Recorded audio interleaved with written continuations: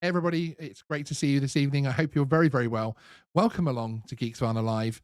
Thank you for joining us. Tonight, we're going to be talking about finding more places to fly your drone around the UK drone rules. We've got 10 tips, 10 areas that we're going to cover that will help you find more places to fly your drone in the UK, which is absolutely fantastic.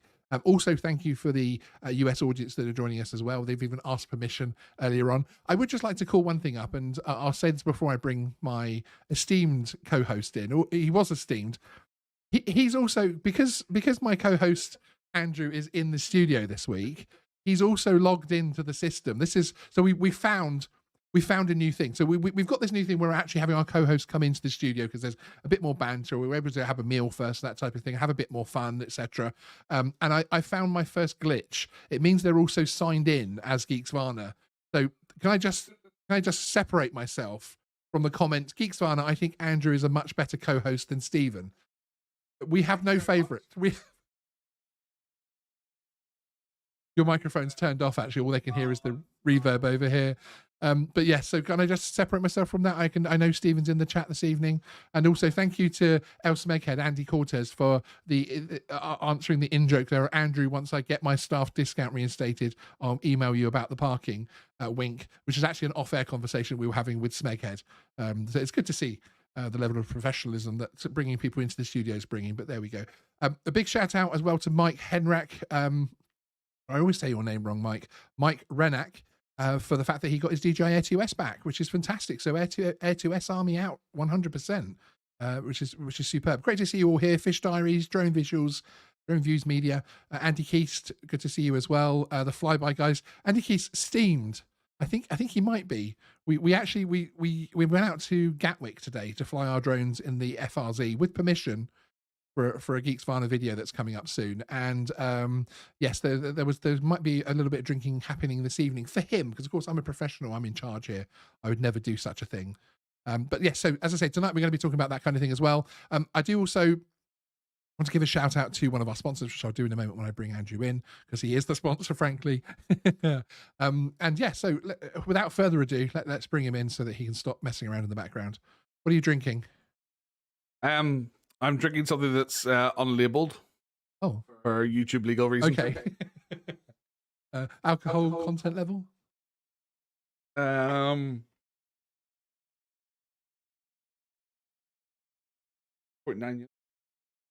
Is it? Surely. It's 18 plus. 18 plus percent. That's the units. I was going to say, my other half brought that, and Joanne, if you're watching... Oh, 37%. 37%, there you go. She doesn't usually come back with anything that's... 37% soft drink. Soft drink. A soft drink to the Irish, frankly. But yeah, but thank you. I really do appreciate you all being here. And thank you, Andrew, for coming to see us and accompanying me. It's very privileged to be here in your studio for the first time. Indeed. It's very... I've seen it so many times, but when you come in, you're still not fully orientated, because it's viewers won't get that unless they come in. But it's just the way it appears on screen is sort of, it's a bit like Disney. It's magical, because how it appears on screen is not like, it's that's right, with all of the lights and everything and all of the wires. So is it like a TARDIS or a reverse TARDIS? The TARDIS looks smaller on the outside.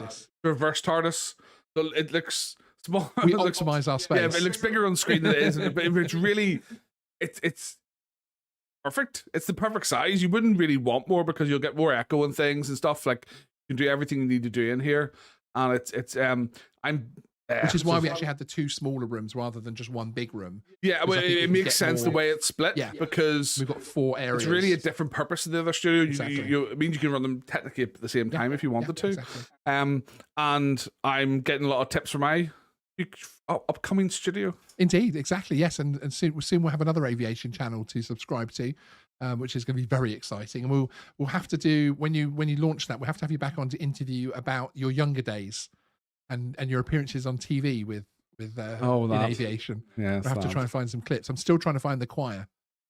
Oh, that wasn't really. That's not very aviation linked. Well, so let's just get that. It'll still be funny. I mean, yeah. let's just skip that.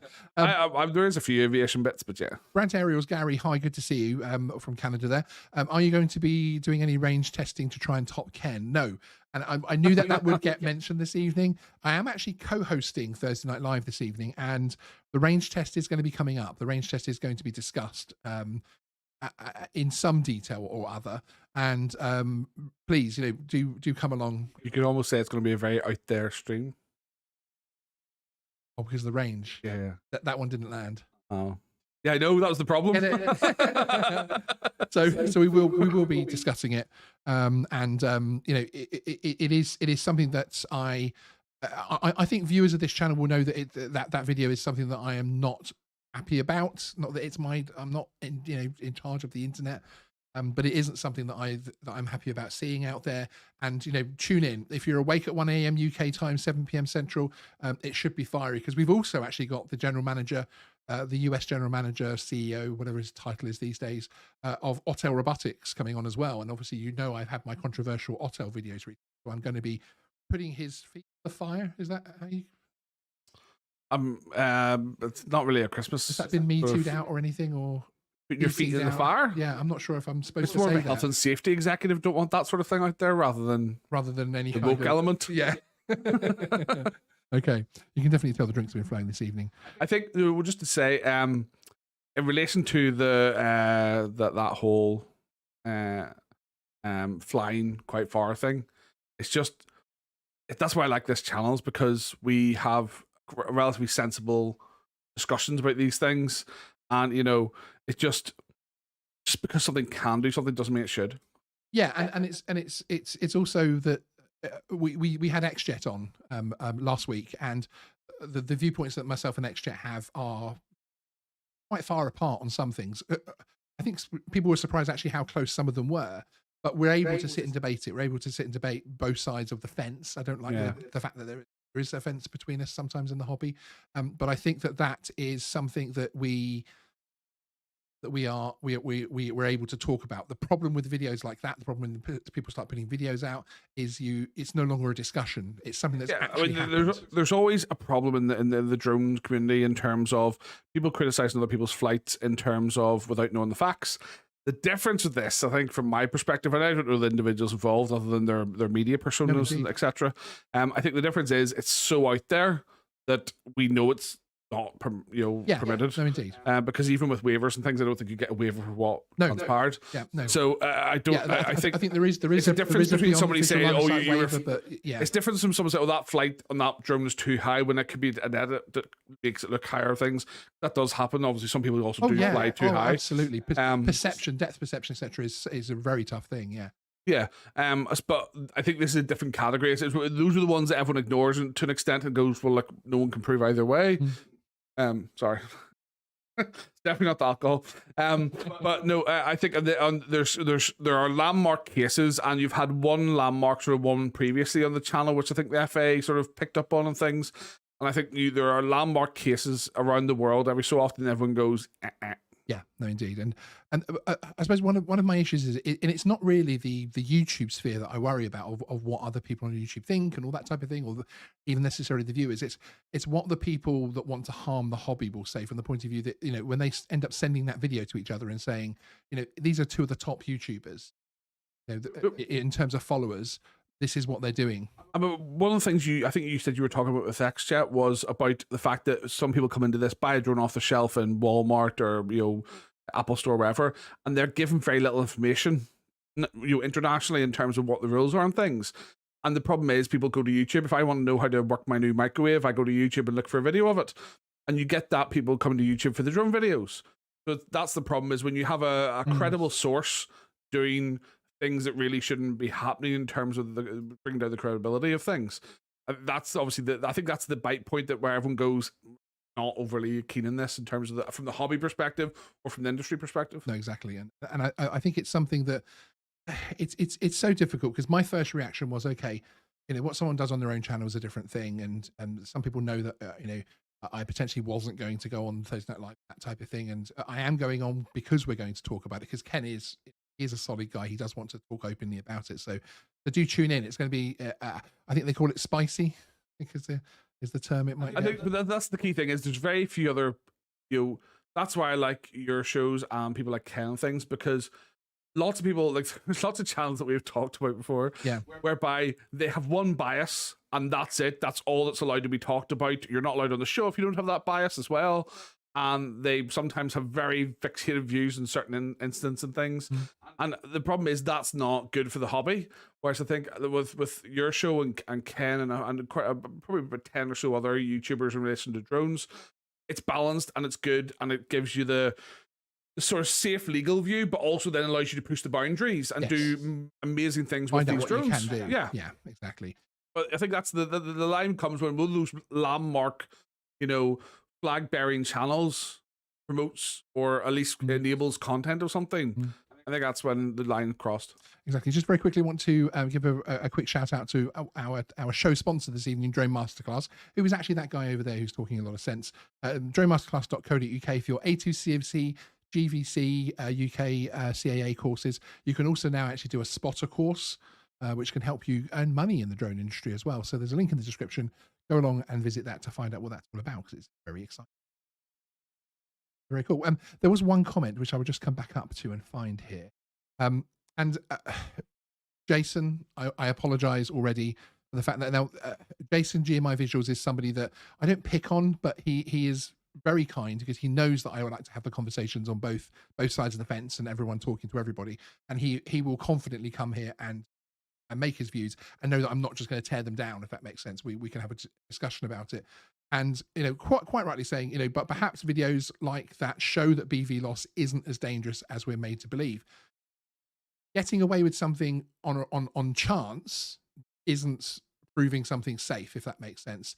The problem you have with that particular area as well is obviously tourism. So you've got the banner planes flying, emergency helicopters operating at any kind of height, other drone operators operating legally in their airspace, not seeing this Mavic 3 coming, that type of thing. If everybody flew beyond visual line of sight, we would see a lot of incident, in my humble opinion. He says that BVLOS is made out to be more unsafe than it is.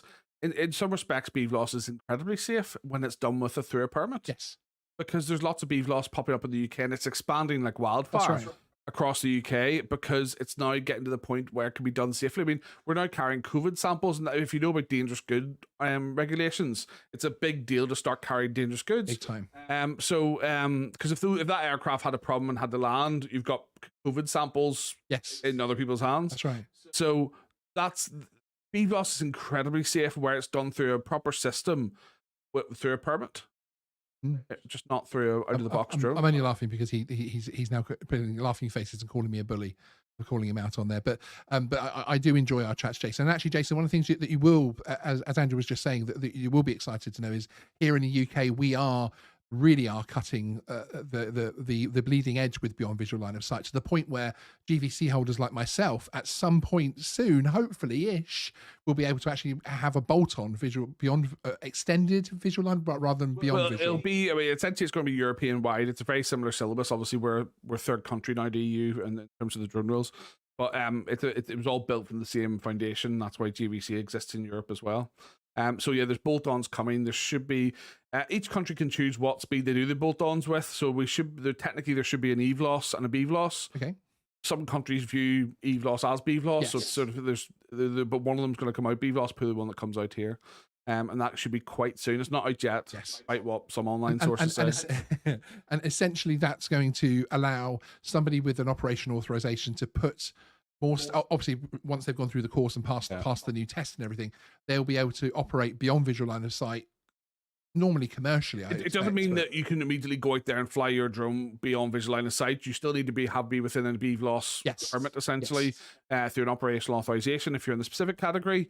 But what it does is it helps show competence for those BVLOS flights that are taking place, because they are, without any mitigation, they're higher risk. Yes, completely, because you could hit a plane that you can't see, but is near the drone. And some of these BVLOS flights are way longer than what that flight was that we were talking about. So I think the key thing with BVLOS is it's going to be one of the main incomes. It'll be one of the biggest pilot growth areas categorically, because it's going to be start the delivery service end. But the BVLOS stuff, it's but it's really for me the issue that I have with that kind of video, and it's not who was flying, it's not, let's remove all of that aside, what they were doing, that type of thing.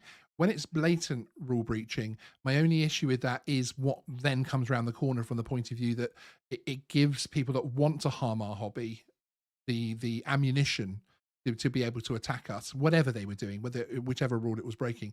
And I'd much rather personally change the system from within. But that's all I will say on that particular one. And again, it's only getting more focused because I know Ken, I'm a co-host on Thursday Night Live regularly, that type of thing. So it's one that people have picked up. And as Gary raised it, I thought I would discuss it very quickly. But if you want to hear more on that, do tune in tonight to TNL, 7 p.m. Central, 1 a.m. UK. And yes, it's going to be an interesting one for certain. Just checking I can leave. I'm not staying that late. Yeah, no, we'll unlock the doors and turn the alarms off and put the dogs away. You take this leg restraint off as well. No, you get to keep that. Yeah. It literally is a one lock permanent one. I've been tagged. Yes, that's it. Okay, so talking about where you can fly your drone in the UK, and our 10 tips, our 10 steps to be able to really help those flights happen more often.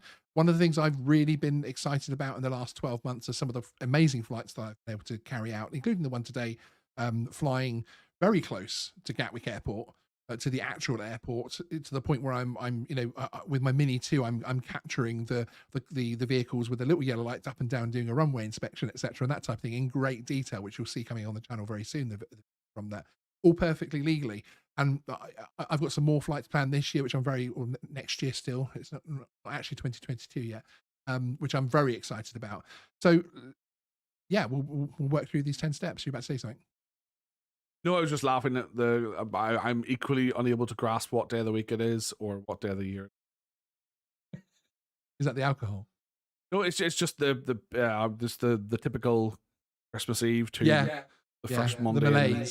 The malaise. Purgatory. Indeed. Yeah.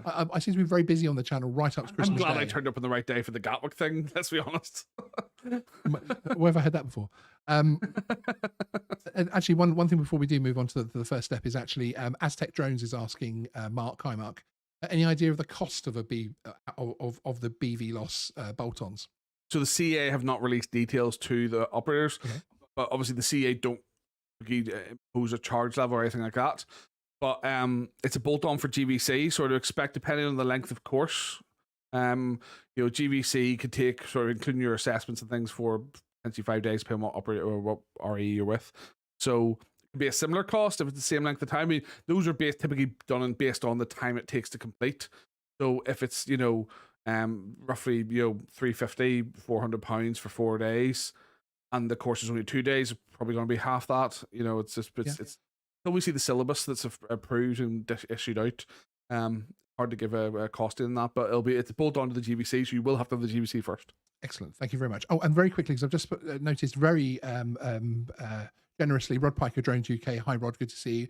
Just giving us a £4.50 super chat. I would appreciate that. Philip Koshat also gave one earlier, a $5 one, hoping that we'll have a good new year, etc. So thank you for that. Is this like a tip jar now? So whenever if a co-host like Steve and I are in the studio, it splits then because we're in person? I would happily. That's the way with restaurants would do it for waiters, for tips and things. So I would happily split my tips with you. Yeah. Okay. No problem with that at all. I mean, we could mainly put it in just party fund. It was a bit early, but you know. Yeah, mainly because I don't really ask for them, so we don't get many of them. So you're more than welcome to the 50%. Feel free to send your tips for Andrew now. Yeah, that's right. Zero. When the co-host sells super chats more than you do. Something's going on there. The Mojek was asking, does a 4G bolt-on take the Mini 2 over 250 grams? Depends on the weight of the 4G bolt-on.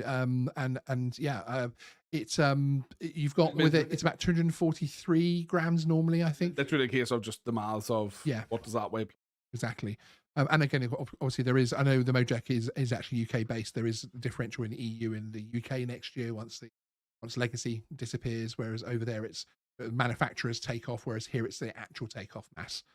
So we also get that benefit as well, which is the Mini 2 is there were two different versions released. There were two runs released, Jason, and one was about 243 grams. I think the other one was 237. I think the earlier ones, I think my one's 237. Allegedly, there was the little LED at the front was supposed to be obstacle avoidance, wasn't ready, so they put an LED in there instead, and then therefore the gap for the weight of the sensor and the electronics to support that sensor that you get there. So if you actually weigh a Mini 2, you should find it on an accurate scale. It doesn't weigh 249 grams. It's a bit under that. Bring out BVLOS for Article 16 as a bolt-on. Well, you never know. The magic that Simon Dale at FPV UK comes up with. And actually, I do have an Article 16 update coming very, very soon with some new abilities for people flying under the Article 16 if you're an FPV UK member, which is very exciting. So we talk about that as well. Rob Piker Drone seems to have his keyboard stuck. It's done another £4.50 super chat. I really appreciate it, sir, especially if it was intended. Thank you very much. So let's move on to step one. And this is very much me trying to move on some of my experience of finding more places to fly in the UK. And some are directly about literally where do you find those. Others are actually how you do. Oh, yes, it is a super chat for Andrew. Yes, indeed. So step one, research is your friend. Research. I do an awful lot of research, and I don't just mean, on the drone and everything else like that, but actually finding out places that are good for flight. Whenever I'm watching TV, I'll often have a notepad around, etc., so I can take notes and find out more about exciting locations. And often, actually, that research ends up taking me to completely different locations. Where, for instance, like RAF Barnum, where I flew there with the Formula nuclear weapons former. That's going to bring a spark to next year's season of Formula One. Formula One, powered by nuclear weapons. That's it. The former nuclear weapons site. Former nuclear weapons. I think I'm the one who's not sober, or I'm the one who's not sober, and you are. I can't say former and nuclear together in a sentence, it appears. Let's hope they don't put that on the BVLOS bolt-on. Can you say this sentence out loud? That's Sean kept out of that. Oh, thank you, Fish Diaries, for £4.50. Enjoy a beer on me, Sean. Thank you very much, sir. I appreciate it. Okay, the next step, and this is an important one. This is one actually that I've learned, especially in the last 12 months, with the more I've learned about things, taking my GVC and that type of thing, and the fact that I now fly my Inspire and have all sorts of different wonderful drones. The FPV drone, which has actually matched the flight to the drone. It's an important one, isn't it? To know what drone is actually the best for the job. For instance, today flying at Gatwick, it was a Mini 2 because I knew I had the video zoom on there. I knew that it was obviously lightweight. If anything did go wrong, if I did get a very rare flyaway, it's only a 240 something gram drone flying through the air. But it was also a case of it's very personal. So for you, it was the Mini 2. Yes. For me, it wasn't going to be that, but the rain didn't allow me to. Yes. My options. He was going to be Inspire 2 ProRes. Inspire 2 ProRes X7 on a 50mm because we could pretty much see the pilot's face in their cockpit taking off with that. And I was going to fly the FPV in front of you just so you could laugh at me. Yes, because I haven't seen you fly the FPV drone yet. Have you not? No. I thought there was this video or something I sent. Or no, I haven't. I've never seen you fly it yet. So you've never seen me fly mine either, I would like to say. But yeah, I'd be very interested to see how your skills have come on. I can do a clang. I did fly it live on the Chris Moyle show. But really, was that you? Yeah, you were actually on behind the sticks a bit for that one. Yeah. Okay. Cool. I didn't realize that. Chris Moyles is a host on X Radio here in the UK, and they did a Radio X. Let's say X Radio. Yes. Radio X. Sorry, Chris. Yes, big fan. So you just upset. I know. He's a big fan of Geeksvana. So there we go. Yes, they actually gave away a car, didn't they? With a car roulette. It's a really roulette, concept. right. It's a really fun concept. And you were flying and you and your crew were flying the Inspires. Dominic, his co-host, was driving the car around the roulette wheel, the world's biggest roulette wheel, whilst eating some. I think this was sausage roll or sausage wrap. And I was basically almost in the window with the DJI PV doing donuts right. That's awesome. I didn't realize it was actually you on the sticks for that one. Yeah, of course. That's very. I remember being impressed. I remember if you listen back to it, you'll hear them criticizing the fact that I can fit in one of their hoodies.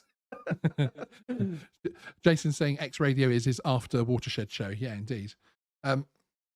So matching the flight to the drone is very important. There are flights which I will use my Inspire one with an X5, which is still a good drone, frankly, especially. I was only using the Inspire 2 because that was the longest lens I had that was stable, but it wasn't. If you'd had a obviously 42 is typically the last stable length you'll get on Inspire 1 X5. but it was just because of the 50 mil, and it's also 6K, so you're able to crop in a bit, and it's progress. So that was just the best for getting the most cinematic shot. There's also the thing about trying to find places to fly that you might be slightly concerned about where you're flying, be it a public place with members of the public around, or whether you're approaching a landowner, that type of thing. The fact that you're going there with something like a Mini 2, it's so unoffensive. You know, it isn't intimidating. You know, if I turned up with an Inspire 1, this big thing hanging down, you think, oh, can I fly this over your land and in your property? And as we saw today, the quickest thing, because of the rain, the quickest thing to deploy was the Mini 2. Yeah. Therefore, it was the only thing that flew. Yes, the Mini 2, the DJI Mini 2 got the shot today that the Inspire 2 couldn't. Facts. I mean, it's better than saying what the Inspire 2 pilot could get. So yeah, we'll go with we weren't trying to match a skill level there, but certainly you have to say the Mini 2 beat the Inspire 2 today. I was shocked how much it shows you. Not to disrespect to the Mini 2, but it shows you how close to the runway we were today. Yes, in a public site that you can apply to fly in, because we got really good quality stuff, or you did, but yeah, and shout out to the member of staff at Gatwick that actually recommended that site. You know who you are. Thank you very, very much. It was literally the perfect site to feel very close. That goes back to step one, the research. Yeah, is you'd be surprised how many times you could be told can't fly there, but fly here. Yeah, exactly. And that today was a prime example of that. We got almost on top of the runway safely and legally, and which a hobbyist could do. Yeah, that's right. Well, I both of those tests I actually carried out as a hobbyist. So that really was the idea. No, I mean, people really need to watch that video when it comes out, because there are so many, not with the actual flight or with the airport's help or that bit, but there's other stuff in that video people are going to want to see, because it doesn't make your life as easy as it should be. Well, so if you're talking about the flight at Gatwick today, Jason, that was actually I carried that out completely as a hobbyist. I was testing the new Altitude Angel UTM service, digital UTM service. There'll be a full video on that soon with its. I was there as the sort of commercial end. Yes, with its wins and fails. I applied separately, blindly. No one knew I was applying, apart from Sean. I was there as the commercial user stooge. But yeah, it is. You are able to do it. If you want full details on that, Jason, email me and I'll explain exactly how I did it, and exactly how you can do it as well, because it is quite enthralling. Flying your jet with large jetliners, close enough that you feel like you can touch the things. You know, you're literally within the FRZ of. I mean, it's close enough that you can't talk while they're flying over because it's that noisy. Exactly. I really enjoyed those moments. Hear that? Okay, step 3, moving on. Ensure you have live flight information. So it really is about having the best app set up. So things like the Drone Assist app, which I still think is one of the best out there. They've actually been developing it recently as well. There's actually now, if you look on the Drone Assist app, there's a little drone circular button towards the bottom of the screen where you can now tap to actually look at your logbook to see your flights, but also poster flights, which is actually where you can then start getting into the UTM side. But of the subject.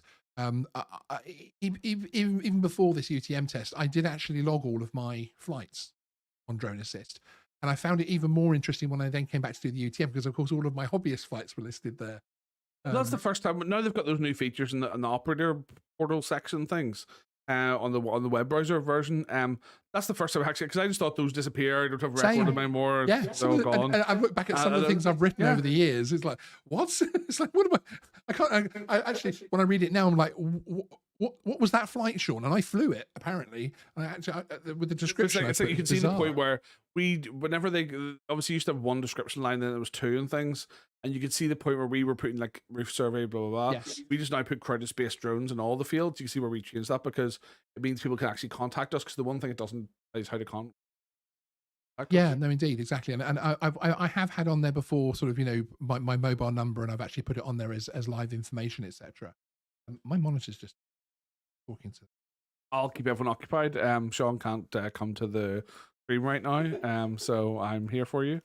Anyone got any questions for me? The most riveting part of the night. You've now changed the layout and format. I don't know if you're aware you've done that, but you have. It's just a 2-shot now. Yes, I do your flight plans. I didn't know you did my flight plans, Graham. Thank you very much. Flight logs, airprox, is it worth noting the There we time go. we decide I've not no to fly? idea why that happened. I don't have a Go timeout back. on it or anything. Well, I'm going to or- answer the Mojex question. Okay, go for it. With flight logs and airprox, is it worth noting the times when we decide not to fly and a reason? Yes and no. It depends if you're going to submit an airprox. I'm in a bit of two minds. I think it's good practice to submit them. But having been through the blunt end of an airprox, they didn't treat my unmanned pilots very well compared to the manned pilots. There was definitely a sort of, quite frankly, a class element issue of, well, they're manned pilots, they know more than you. I actually keep personally, I actually, and I did this as especially as a hobbyist. I actually keep a logbook of all my flights. I have an actual digital logbook on my phone of every single flight, and I do note there when I do and don't fly, and only from the point of view that because I've logged the flights on drone assist, if you're commercial, if I then don't fly and there's a problem, actually I didn't fly and here's my log, and if they say, oh, we don't believe you, there's obviously the logbook of history there is some kind of mitigation from the point of view that they can see that I've done that. There's if you want a drone business tip, one of the things, especially if you're flying for construction clients and anyone that is covered by what's known as the ISO 45001 spectrum, which is sort of health and safety management system. So you have to get certified by this because that means it's easier for certain big companies to select you as a provider for their services. But the reason that it's important sometimes for those sort of things, that is they require under that to log near misses or opportunities for learning for better practice. So if it was a safety related thing or near miss, it's really good practice to log those, and that sort of thing we would log in that respect. In terms of airprox themselves, you should log a lot of detail about it. That's why all our crews will have the facility with them, either phone or typically written down, so in case your phone battery dies, to log details down. So when I've had an airprox before, to give an example, so it was in central London at a music festival, and a helicopter that should not have landed where it landed. It was doing a training flight for HEMS. It wasn't on a HEMS mission, so didn't have permission to land where it landed, and it landed at the music festival, which wasn't ideal. We were flying. We had to bin our takeoff because it came low above us. Like it just it flew past. We're like, oh, it's a HEMS flight. They're in London all the time. Then it did steady U and came from trees behind us really low. We were about to take off, so thankfully we were able to stop, and there's no safety breach in that respect. So it was deemed as a medium risk, I think, from memory, rather than high risk. But I then spoke to the pilot, and the pilot flying, who was the first officer, was dead on. Checked and hadn't seen the NOTAMs we had NOTAM for our work. And the chief pilot didn't like me at all because I was inferring it wasn't as safe as it could have been. But I wasn't assigning blame because that's not the point of the process. He then got invited to the airprox board and got to air his views. And his view was that when I spoke to him, I said I was entitled to exclusive use of the airspace. Categorically not my view. But I wasn't invited to give any form of written evidence. And you see, this is the issue, and it's why people like Simon Dell's work with Airprox Reality Board is so important to actually get to the bottom of it and say, hang on a minute, this is only one side of the... And I know some people have done some work before in terms of trying to get the Airprox board to change, but they're not CA, they're not DFT. Sorry. I just spotted something in the chat. Fish Diaries. I love the laughy face after as well. Andy, do you have any vaccinations? And it's the autocorrect thing, knowing how much we talk about vaccinations these days. And then he's at vacancies, laughy face. In actual fact, we do have, and we discussed it before the show, we do have a formula which is launching a formula. I can say it in the correct context. What is with everyone tonight? Everyone is saying the wrong words. We're typing them. Format. I do have that. You must have an internal autocorrect that you haven't updated recently. Yeah, that, or I'm just an old dude and I'm tired, perhaps. But yes, we do actually have a format coming up soon where we're going to be helping people it is going to be a contest to become a drone pilot, a drone operator. Yeah, an actual proper job. A proper full-time with crowded space drones. And you will therefore be going off into the sunset, never to be seen again, to be a superstar drone pilot. So it used to be superstar GJ, now it's superstar drone pilot. So that's correct. Here we go. So that is coming up for sure. So hopefully that answered the question there. It's basically a cross between their TV show with drones in it. It's a cross between a TV show with drones in it and Squid Game. But the winner gets a job. Yes, exactly. And we don't shoot them. No, we don't shoot them. And yeah, and even the people that don't win might get jobs one day as well. And they'll certainly help them get work elsewhere for sure. So. We need to borrow Mr. Beast sets before he takes them down. not really the flavour or the doing Squid Games and no. Just very quickly, actually, this is completely off topic, but Matt Preston, you're one of our channel members and have been for a long time. You're dropping back to being a hobbyist, couldn't really justify renewing the PFCO. Have you done your A2 CofC yet, Matt? Because if you haven't, email me. You have my email address, because I might be able to sort something out there for you, certainly on a heavy discount, if not something from us, because you've been a member for a very long time. So if you haven't done that course yet, please let me know and email me. We can definitely sort something out for one of our long-term channel members who's supported the channel for a very long time. I really do appreciate it. If you want to become a channel member, there's a join button below and a link in the description and that stuff. You get the cool green colored name with a little emoji after you, and you get to use these special member only emojis as well. So chase the contestant with a 7-inch, says Sam FPV. There could be a freestyle, do what you want to do in this round. And if they want to chase with an FPV, they could show their skills there. There have been many a times, has there not, where many people we know have asked us. I'm sure there'll be a round where it's just a case of impress us. Yeah, exactly. But also there have been many times where people have looked for good FPV pilots out there. So the FPV cinematic side of things is a huge growth industry, and if you can pull those flights off consistently, time and time again, there is cash out there to be at the moment. That's the only drones we're currently investing in right now. Yeah, is it Cine Whoop you call them? Cine lifters. Yes, I mean the Cine Whoop, obviously. The Cine lifters can be anything from obviously you want all our clients, and especially our live event clients, that's what they want. So that's what we're. In terms of going back to the subject matter, in terms of other apps which are good, we've obviously got the Drone Assist apps. It's great to have a couple of weather apps. There's UAV Forecast, which can give you. I kind of use UAV Forecast as a rough guesstimate, because sometimes I find the weather information isn't the hottest, but it is good from the point of view that it tells you that if you do have 50-mile-an-hour winds here, then actually it'll be 30 miles an hour at 100 feet, and etc., going up and up and up to the 400 feet maximum, of course. So that is very useful from that point of view. Especially if you're new in the hobby, that's a good one to know. Not being rude, I'm just getting my phone out to see what other apps I have, because I keep getting. Because you are being rude. Because when they get an iPhone, we need a wide-angle camera to show all of your bottles of booze and. it's really good. Sean set up like a rabbit hutch. There's just drips in the wall. So I've got Drone Assist, probably one of the most used ones, but then Flight Radar, 24, and Plane Finder, we use those quite a lot as well, just to check around us. Because you may not know this, but some will show up in Plane Finder that won't show up in Flight Radar, or vice versa, so you could use both. I've got the DJI Fly app, the Go 4 app, the Pilot app, and those are more for reference on my phone because I don't typically fly with my phone. And then I've got UAV Forecast. I don't really use that as much anymore because I like to know the source of the weather. So it doesn't really tell you what the source is. So I'm like, well, I don't know if I can trust it or not. I've got a Drone Deploy app on there as well, so I can view some of our models. And then typically the ones I'm using, well, I don't use an app for the weather as much because I'll go on to Google the airport code and the METAR or the TAF. But I've got my office weather app. I've used that. Sort of have to know there's an element of not going to work to that. Because one of the important things to know about weather services is there is a range of reports they can give you. Because you would think, oh, I'll go on the Weather Channel. It's the same as the BBC, and or the BBC uses the Met Office. So does this channel. So they're going to be the same. That's the thing, but they don't anymore. That's the thing. Everyone moves around in terms of who they're using. Because the Met Office will provide different levels of risk view. Essentially, they'll say we're really confident this is going to happen. If this and this happens, then this might happen.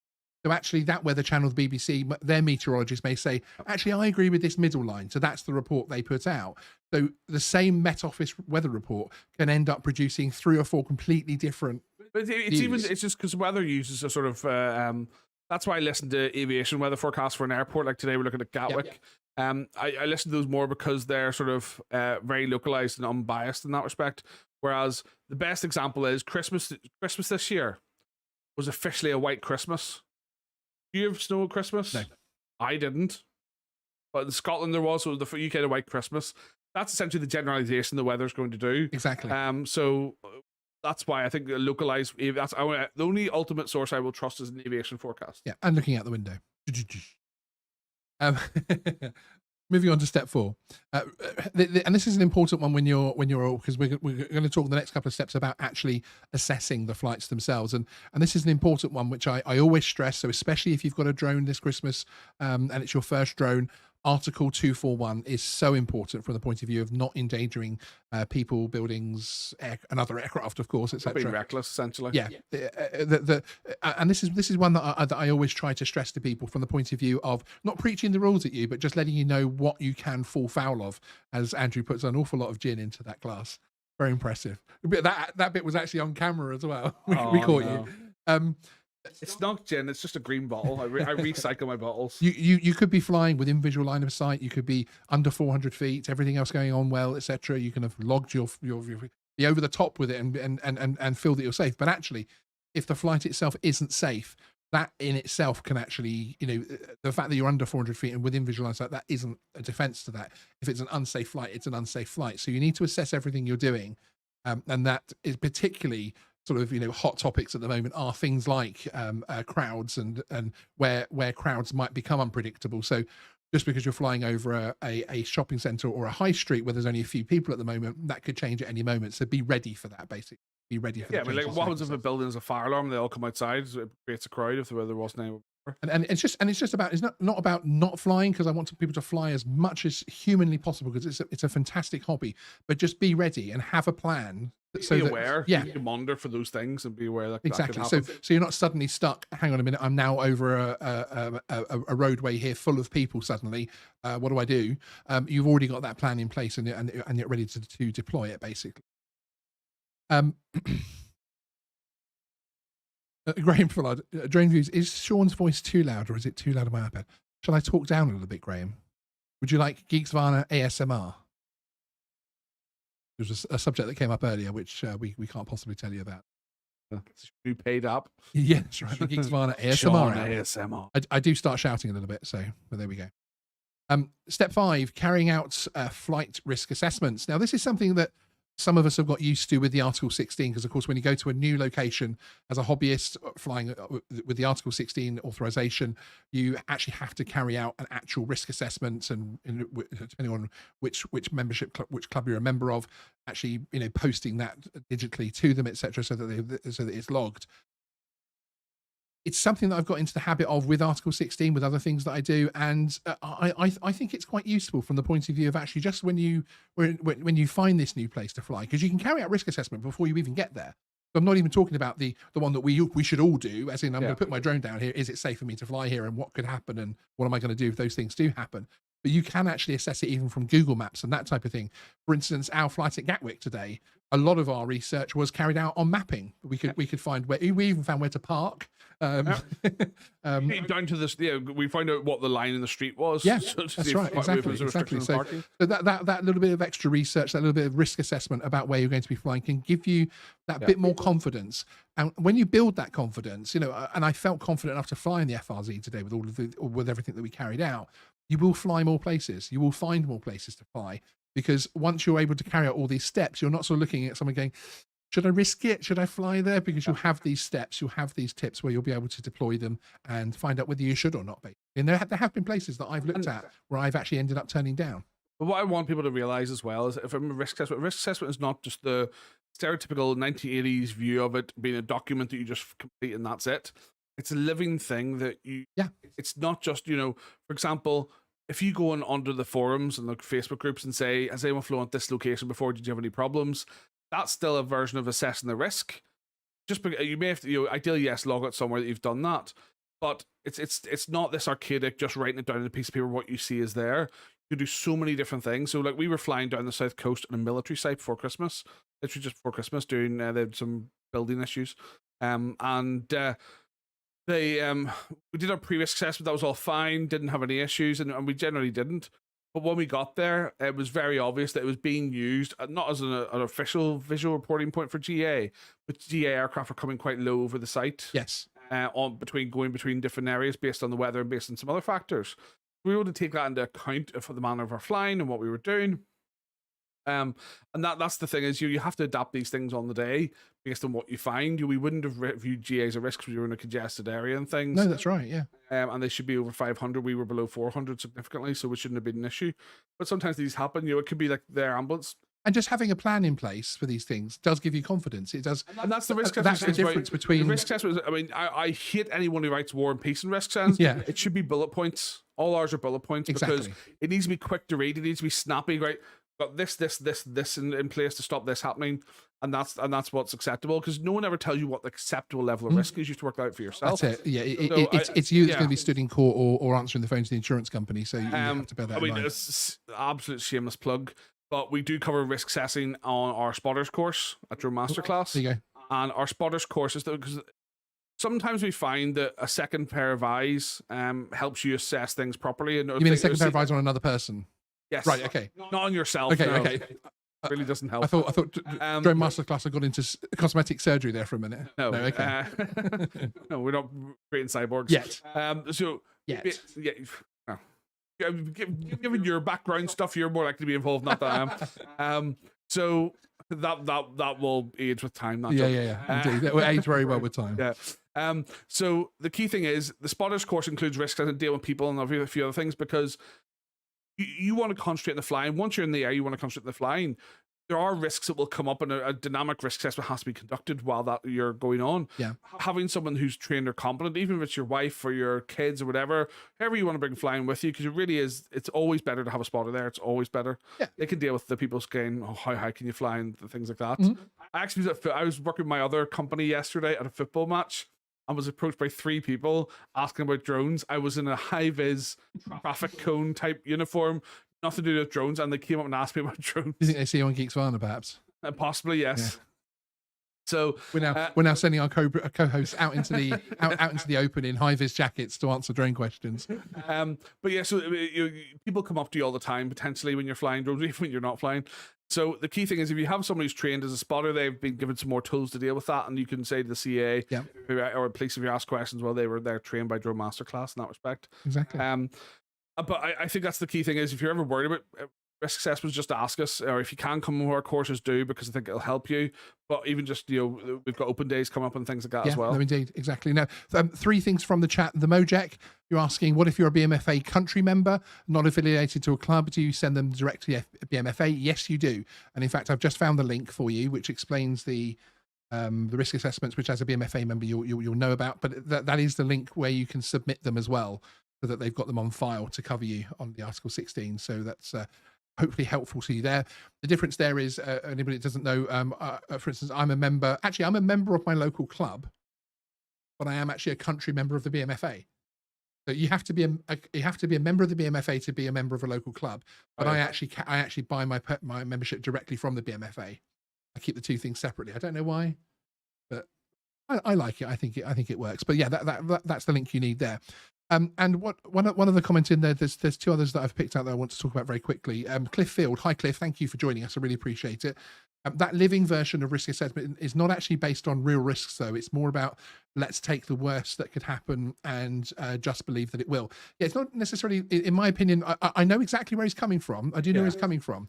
But you don't want to go to you have to go to the nth degree with every risk. No, but it's not, also a guy in a jetpack's going to fly past. Yes, but also it's the regular risks. It's the regular risks. So the risks that could happen from your drone, the risks that could happen. If you take the top 10 or stick 20 to those. most common things that are going to potentially happen. Yeah. So no, I don't mean there's going to be that building's going to suddenly fall down. If there's or something, an earthquake and you can't hold on to the controller, what should you do? That. And I know we're taking it to an extreme there, but really what I'm talking about is building your own risk assessment based on your own equipment. And actually, Jason brings up the 3rd point, which actually helps me with that. And he was saying, so before all these rules and regulations, those of us in FPV would drive to a location far from people. If someone appeared, we'd land and waited for the all clear, a simplified risk assessment. 100%.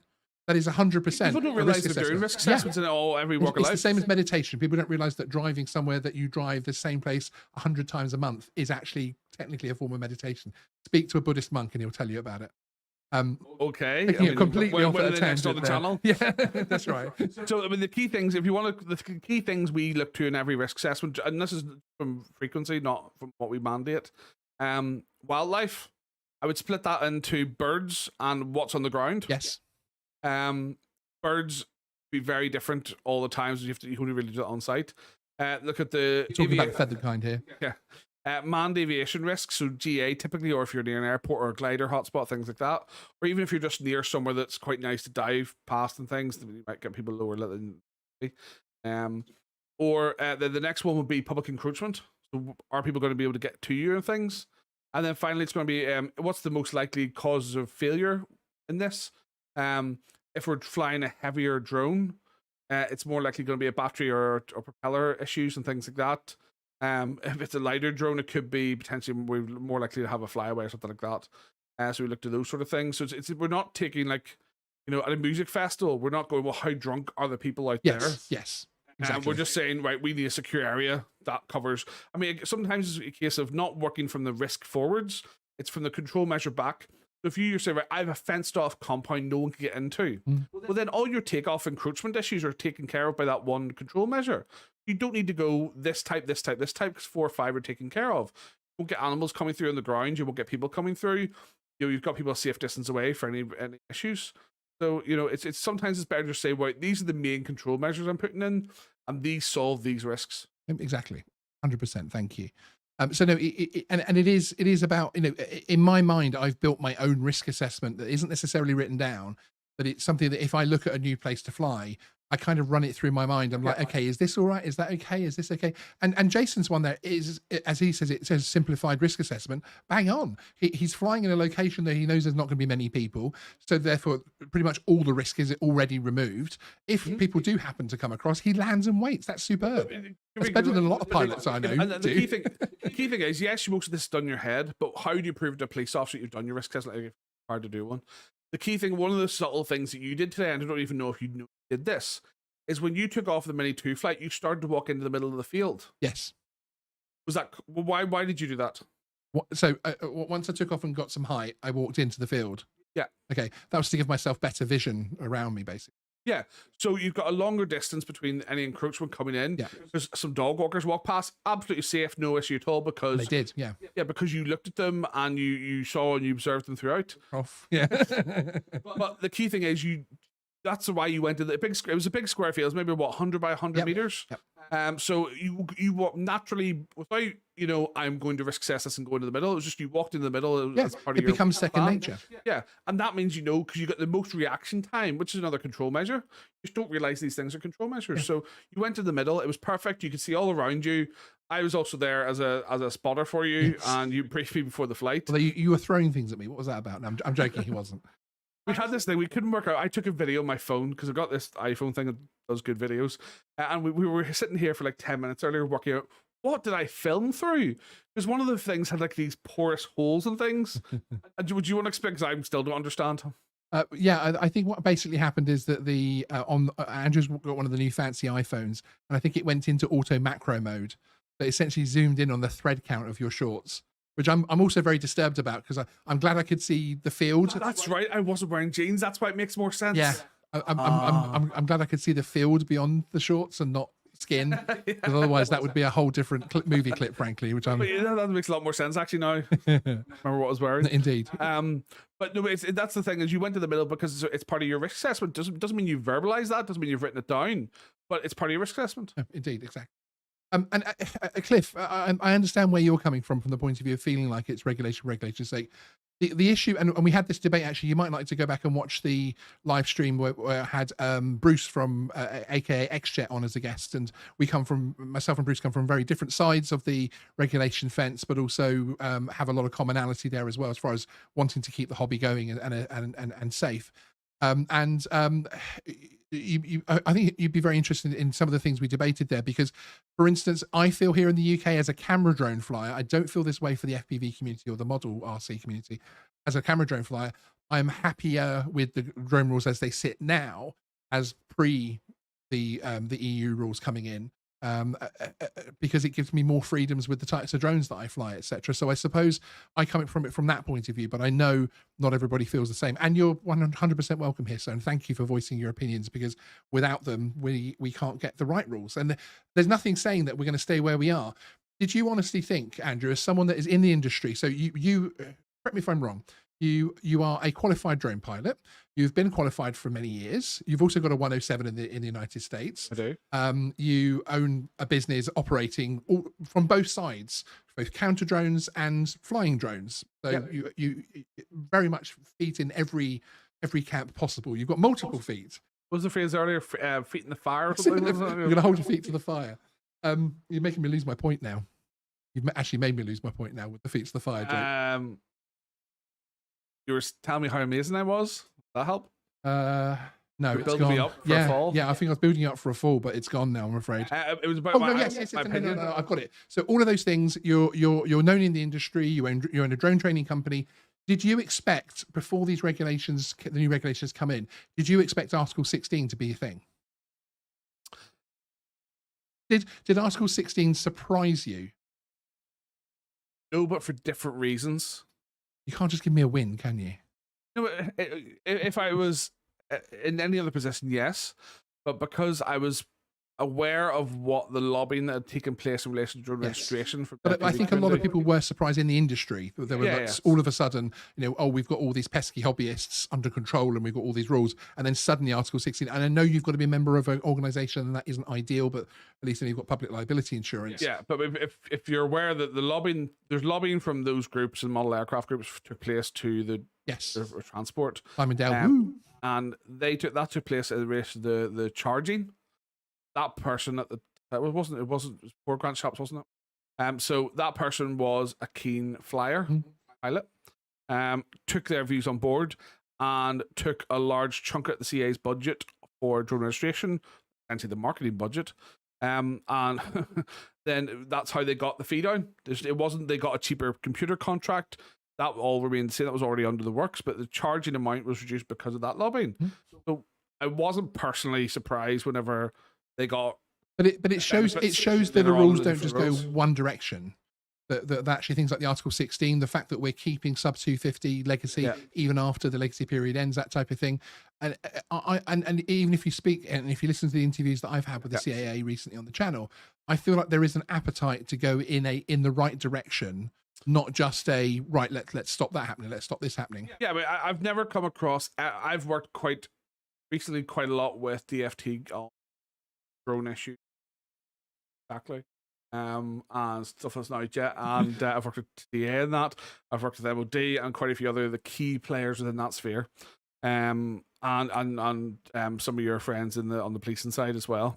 So the key thing with that is no one's trying to restrict for negative or narcissistic reasons. Everyone's trying to enable as much as possible with the conscious awareness that some stuff just shouldn't be enabled because it's a bit too close to the bone. Yes, and that's very much the type of experience that I have of people that I deal with in the industry, both regulatory, policing, and industry. But there are still those people that do want to see that. There are people out there that don't think hobbyists. I mean, initially we as a country had such a massive role, and there's someone specifically, I won't name it, the CAA, who was involved from day one of the drone rules across Europe and things, and they did a fantastic job. And the fact is that I would estimate 60% of what's gone into it was UK push. That has changed now, whereby we haven't adopted everything that the EAS is doing, and I think that's a sign that we are more responsive in the UK in some respects. But I also on the flip side see lots of, I'm doing a project which you're aware of at the moment, which is in Europe, and it's very responsive on that side of things. So I think everyone has their own bits of what they want to help other people with. I think the UK is probably the most focused on BVLOS that I've seen in Western Europe, at least. And whereas the FAA are probably ahead of us in ID and things like that. So everyone has their quirks of what they want to push with, and that their country gets to be specific on those areas. That's right. I don't think the rules are as they are currently. I think we will have movement. In what way that movement will be, I suspect in some respects you'll have a payoff of slightly more telling people where you're flying in some respects, to enable further access in the future. No, indeed. Now there is we will delve more into this particular side of things for people like Cliff, etc., as well in the future. But I want to get back to this list, especially if there's any new droners that are watching this or watch this back. But the thing of the potential loss for life thing that I don't hear about that an awful lot when I'm speaking to regulators, etc. That isn't the fear. It is more security grounds, overall safety, privacy, and these type of issues which are coming up. I'm finding coming up more and more. But yeah, it isn't necessarily that people think drones are going to kill people. I think this misperception in the UK at least comes from the CEA work for DFT essentially in terms of regulating. DFT set the rules. Yeah. So I think the problem you've got is people just see the CEA talking about safety of manned aircraft and unmanned things. They don't talk about their security implications, things like that as much because that's not their remit. Someone else does that for DFT. And I think that's why the CA maybe come across as it's all about manned aircraft or unmanned. That's because that's all they can really talk about. That's right. The recent video Christmas involved an air ambulance helicopter, which is a regurgitation of a previous video. So that's all they're allowed to talk about. The CA are not experts on terrorism. Yes. In that respect, so they can't talk about that. They'll talk about what they're allowed to talk about, which is manned aircraft or unmanned. Exactly.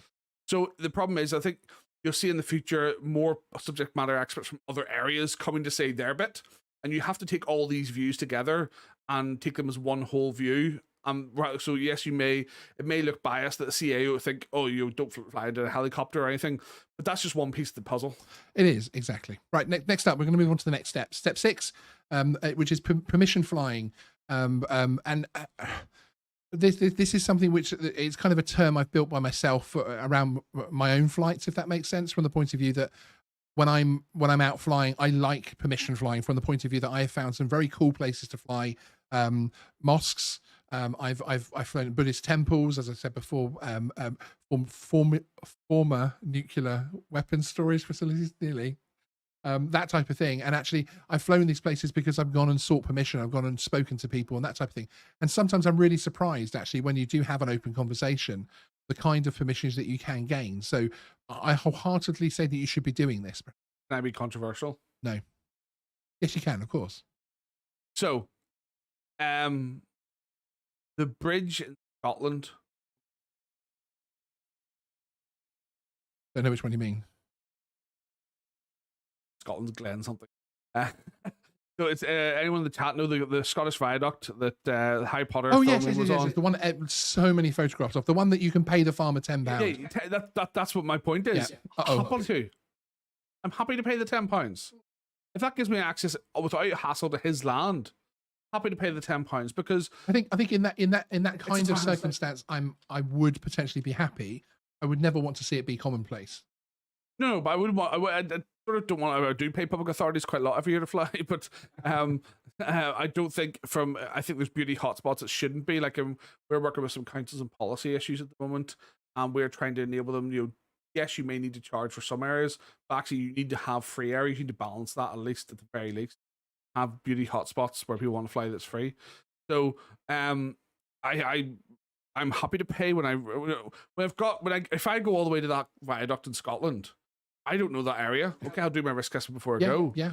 But if he says all this land I own underneath this railway viaduct, and say there's a steam train coming through, like they're recreating the Harry Potter thing, whatever, I'm paying the £10 to be there. Yeah, and I agree on a use case scenario. I think it has its power. It's not blanket, but it's yeah.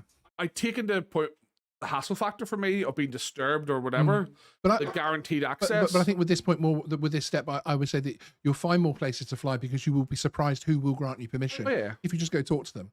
Because sometimes people spend a lot of time working out how to fly somewhere without having to encroach on their land and that type of thing. And actually, if you go and have the conversation, you'd be very surprised, especially in person, giving them a call, sending an email, that type of thing. Just say to Alice Meghead, he says, give him an English tenor. Give him a Northern Irish one because he won't know anything about that for Brexit. No, but in terms of, I agree with what you're saying there in terms of that. There's, it's very much case by case in terms of who, I'll pay, who I won't pay, sort of thing like that. But I just think that in terms of like one of the things as well, national trust, that albatross.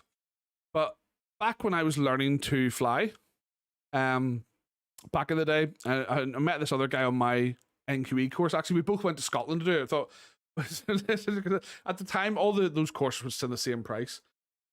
I want to visit. I was like, I'm drunk in Edinburgh. Edinburgh. So I went to Edinburgh. I met this guy from Northern Ireland who'd also had this idea of going to drink whiskey on the course. Obviously, we weren't doing any flying; it was just theory. But we both shall we practice together? Both have Phantoms, so it was like let's practice together, in preparation for our examinations. So went to National Trust Beach in Northern Ireland because we knew it'd be dead during the week. National Trust official policy at the time was you can't fly from our beaches. We went and asked the staff, and they're like, "You remember? Yeah, go on ahead."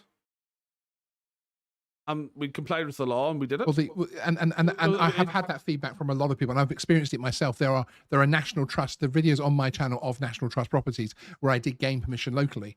And that is the way to do it. I just don't think in the court of law that's going to, if you've got permission from the person in charge of that site at the time, that cannot be changed by a national policy they happen to have. And what are they going to do? Come after you and take your membership off you? Yeah, well, indeed, yeah. I have had that with a national, not National Trust. Wasn't that 3 years ago near Gatwick? A national organisation has actually requested my membership back. Yeah, you didn't know that, did you? No, come on, we need to know. There's no legality issues about it, but yeah, they did. We need to know what kind of membership was this? Off air. Off air, that one, 100%. Actually, due to legal reasons. Was it your? Oh no, we need to speculate now. Was it the Big Bang Theory fan club? No. No. Okay. No, I'm still a proud member of that. So am I. Yes. We love you, Kaylee.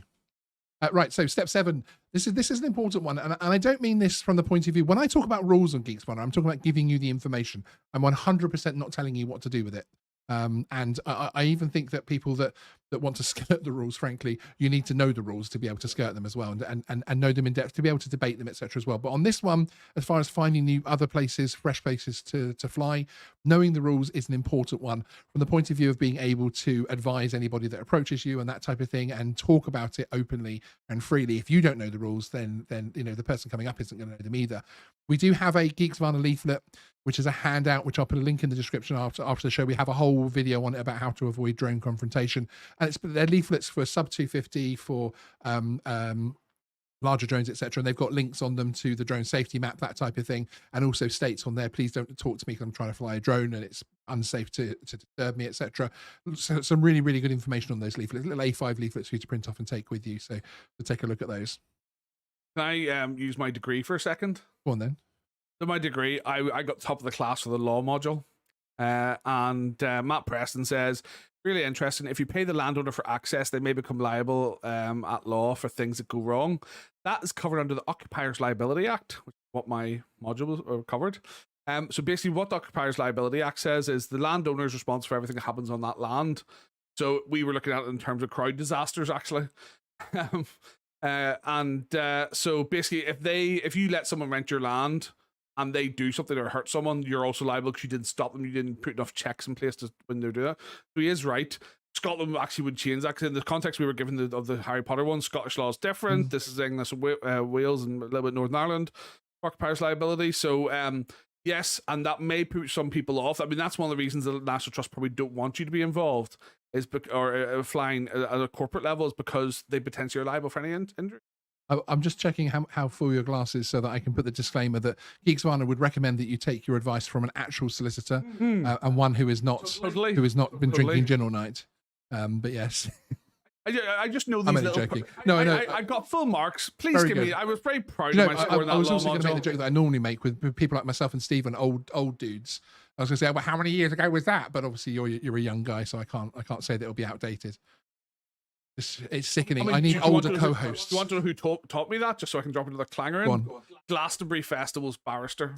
There you go. Very cool guy from Cumbria. There you go. An actual barrister. Yes. Although barristers, they are opinion based. Anyway, a whole other legal like argument. This show. Yeah, that's right. Exactly. Okay, up next, so step 8, which is actually a fairly simple one, but it's one that I feel like a lot of people forget to do, which is actually maintaining your drone. You're going to have less issues when you're flying at these new places if you maintain your drone. And this is something which I find you have an issue more with camera drone flyers than FPV flyers, because FPV flyers are constantly maintaining their drone. They're rebuilding from a crash, and they're always from personal experience. They're always checking their props. And I'm not an FPV, apart apart from a DJI FPV drone. But the camera drone side of things, I think there is the tendency to be a little bit more complacent, if that makes sense, from the point of view that you can end up not checking things as regularly as perhaps you should. Keep checking the props, keep checking everything's working correctly, there's no cracks in the body, especially with these little Mini 2s and these foldable Mavics and foldable drones. Check that the legs haven't got any cracks and then that have started to happen, that type of thing. It's really, really important. So that is step 8. Up next, step 9. This is one actually which I have got, and I'm welcome to share it with anybody, but it would just be gibberish to them, which is actually build a long-term wish list and work on it. So I have flights that are a challenge. I have flights that I would like to take that I feel that I'm not sure whether I can do that either as a hobbyist or as a qualified pilot. And I have a little list and I work on them, and I go back to the list every so often and I see if anything I've learned in the X months that I haven't looked at the list makes one of those flights more possible, or whether I've met someone or watched a YouTube video where someone covered something or something like that, that actually you can get a permission if you write to the Nuclear Regulatory Authority. Very tough to get, but you can technically get them. And all these things that can open up, and what happens if you apply for a flight within a royal household, that type of thing. And actually sometimes who is there at the time can be very important as far as whether you're going to get permission or not. And building your knowledge and building that long-term wish list on places that you'd love to fly. And I'm not suggesting you put Buckingham Palace on there. I don't think that will happen anytime soon. Although, technically, well, could you? I mean, that'll be expensive. Yeah. Royal Parks love to charge. Yes. Actually, no. Yes, Buckingham Palace is Royal Park, isn't it? So, well, no, the palaces, but you're not flying in the palaces. No, that's right. No, you won't be taking off. Take off permission from the Queen for the front courtyard. Everything it's a lovely open Royal Palaces or Royal Parks. It's a lovely open courtyard. Perhaps on her Jubilee year, she might give me permission. But anyway, that isn't on my list. So build that long-term list and work on it, and you'll be very excited at the things that you can achieve by doing that, basically trying to get these things step by step. Grainful, I was saying, got them already printed in the bag and already a hand, Sean. That's superb, Graham. Good to hear the leaflets are helping you. And step 10, which is one that you have to check in terms of legality and make sure you're not following, because of course the first subject tonight, which wasn't really a subject, which came up because of a comment somebody made in a live chat, do make sure they're legal, but farm social media for ideas. And I've done this myself before. When I saw this, I was thinking, farm social media? What, like Jeremy Clarkson? Like go on to like Farmers Weekly group. I know he used a drone, but Yeah, that's right. You go onto all the farmers' Facebook groups and you say you want to fly your drone. That's a completely different video. But yes, farm the social media pages and platforms for ideas of where other people are flying, that type of thing. Again, compile the list, reach out, comment on the video, say, hey, did you did you need any permissions for this? Where did you take off from? Where did you park? That type of thing. I've done it before to other people, and they've given me lots of information. Other people have asked me as well, and I've freely given that. So those really are my 10 steps to finding more places to fly in the UK, which I think is exciting. One thing I would caveat with that as well in terms of finding media and things, there are some services out there that try and say they help you find places off the land. Yeah. In my opinion, they're not worth paying for. Get all this open. Oh yeah, absolutely. Everything on this list is open source. Everything. I mean, it is about building your style and about building the type of places that you like to fly and how to access them, whether it's stuff that you can just go fly because it's immediately accessible in open airspace and you've got a great takeoff spot, all the way through to trying to get those really cool flights at former nuclear weapons sites. I didn't say formula this time. Look at me, I can talk. Just one thing to talk about as well. Next week, on the 6th of January, we'll be welcoming my other favourite co-host back into the chair over there, which is Olive, who's going to be returning for the second drone show episode that she's taken part in. And it's actually going to be a look back at the year 2021. It'll be just into 2022 at that point. But we're going to look back at 2021 in drone terms, drone news terms, and look at things like, what's happened on Geeksvana, that type of thing, and review some of the big stories, look at where we are from a regulation point of view from beginning to end. And yeah, really, have hopefully a good time and have some fun and games. We were contemplating doing that over the Christmas period, so we were going to dress up. So do you think we should insist Olive still dresses up? Only if you're Popeye. Only if I'm what? Popeye. What is it with the Popeye jokes with Olive? Someone actually on her first week. Don't tell her, just you turn up as Popeye. She talks, yeah. She talks about having a cat, and someone asks if the cat was called Popeye in the live chat. Really? Yeah. Okay. The comedy is endless. Yeah. So yeah, so speaking of 2022, you're going to see myself and Andrew on some very cool projects next year that we're lining up, and Stephen as well, if he can bring his ass over from Second favourite Finland. host after me, based on what you said earlier in the chat. Yeah, but that wasn't me that said in the chat, was it? So I disown. Your account. Well, yes, I suppose I have to own it, don't I? Really? So, but yeah. So we got some exciting stuff coming up in 2022. Some that I can talk about, some that I can't talk about. But there's some big things happening on Geeksvana, and I'm really looking forward to sharing it with all you guys. And this guy opposite being involved as well. Say just not all in this country. Not all in this country. I mean, you could technically say not all on this planet, couldn't you? Really? I was going to say continent, but okay. But yeah, thanks for that. Place it here. Appreciate it. Stephen's here. Is he? Is he back? He's still there. I don't see him. Oh, there he is. I'm here. Hi, Stephen. Good to see you, sir. Hope you're well. Hope you're not too cold in Finland. Is he in the sauna today? In the sauna, I think you'll find they call it. Actually, Andrew. All right. I think they call it a sauna. Yeah. Have it. We video chat with Stephen earlier. Yeah, Stephen, he was ripping into steaks like the Neanderthal. Yeah, Stephen, could you stop sending me videos of you coming out the sauna, please? It's disturbing. Although I'm probably get twice as many now, aren't I? But I'm going to come out extra time for it. So, although it was a good trick what you did with the beer. I'm glad I'm not in that group chat. I think you are. When he says I never left, does that mean the sauna? Yeah. Excellent. So, and is that why he's so short? He's just shriveled. I'm not sure he's that short. I don't know whether the DroneX photos support the support that line. But you can't see the feet. You can't see the boxes. You can't. You're right, actually. No? Yeah, he does have a rider now that I'm not allowed to talk about his height. Is that just somebody who stands on top of? I can't. Everybody else can. Excellent. Okay, guys. Well, thank you very much for joining us this evening. Andrew, thank you for being here for your first time in studio. It's been brilliant. It's weird. It's like going to a TV show where you've like seen it on the screen and live, and you're like, what does that? Yeah, we've had that reaction before, actually, with some other people that have visited the studio, and they're like, "That's the Geeksvana chair. I want to sit in that chair, please." You know, which is very cool. It's nice to know we have that impact on some weird people, some strangers. Thank you again, everyone, for joining us. Had a great crowd in this evening. Really do appreciate it, and I will see you next week for the drone show with Olive, with our retrospective on the year. But also I've got some great videos coming up for you in the next few days. Everything from unboxings of Starlink satellites to wireless microphone unboxings, drone unboxings as well, augmented reality drone flight systems, so many things, Article 16 refresh, everything. So that's a lot. It's a lot, isn't it? It is a lot. And we've got, that's just the first week of January. Thanks, everyone. See you next time.